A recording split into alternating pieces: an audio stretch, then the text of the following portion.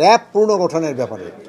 RAB এই পুনর্গঠন কিভাবে হবে, এটা এই নামে থাকবে কিনা, এই ড্রেস থাকবে কিনা, বা এই ফোর্স থাকবে কিনা, বা কিভাবে অর্গানাইজ হবে, এই জন্য আমরা একটা কমিটি করে দিয়ে দিচ্ছি। ওইটা একজন উপদেষ্টার নেতৃত্বে একটা কমিটি করে দেওয়া হয়েছে এবং কয়েকটা বাহিনীর হেডদের এটা মেম্বার করে দেওয়া হয়েছে। এটা মানে 5 সদস্য না 5 জন মনে হয়, 5 জন কি 6 জন, তারা তাদের আবার একটা ইও দেওয়া হয়েছে, তারা কোঅপ্টও করতে পারবে, যদি দরকার হয় দিতে পারবে।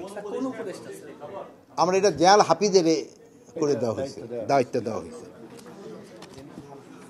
তারপরে আমরা আরেকটা কমিটি দিয়ে করে দিয়ে দিচ্ছি খোদা বক্স ভাইয়ের নেতৃত্বে।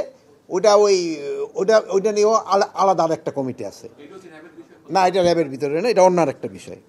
তারপরে আমাদের আরেকটা ছিল যে পুলিশের হাতে যেন আর কোনো মরণাস্ত্র না থাকে, এইগুলি তাদের জমা দিয়ে দিতে হবে। কোনো মরণাস্ত্র পুলিশের হাতে থাকবে না, বাট এপি ব্যাটালিয়নের হাতে থাকবে। এপি ব্যাটালিয়নের কাজ কিন্তু অন্য পুলিশের থেকে একটু ডিফারেন্ট, তাদের হাতে থাকবে।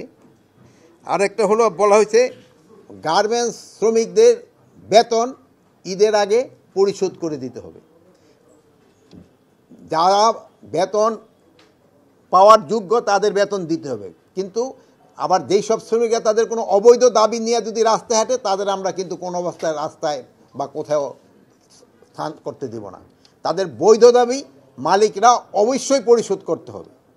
বৈধ যেটা দাবি, যেটার জন্য কাজ করছে, তাদের পয়সা অবশ্যই দিতে হবে, বাট যেটা তাদের অবৈধ দাবি, ওইটা কোনো অবস্থায় বরদাস্ত করা হবে।